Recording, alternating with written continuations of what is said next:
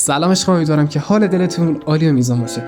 بچه‌ها عرض پوزش و تأسف حقیقتش رو بخواید، بنا به دلایلی نتونستم که توی تورنمنت $50,000 ثبت نام کنم. تونستم ثبت نام کنم، منتها یه اتفاقایی افتاد و اینکه تیممون رو منحل کردن و نمیذارن بشینیم.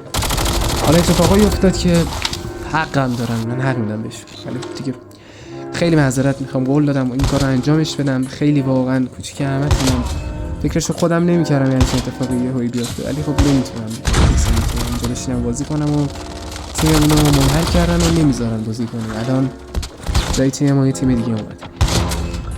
حقیقتا خیلی اعصابم خورد بود، خیلی ناراحت بودم، حتی گریم کردم، اشک ریختم. من فکر می‌کردم یه پله خیلی خوب و بی‌نقصیه واسه موفق شدن من، ولی خب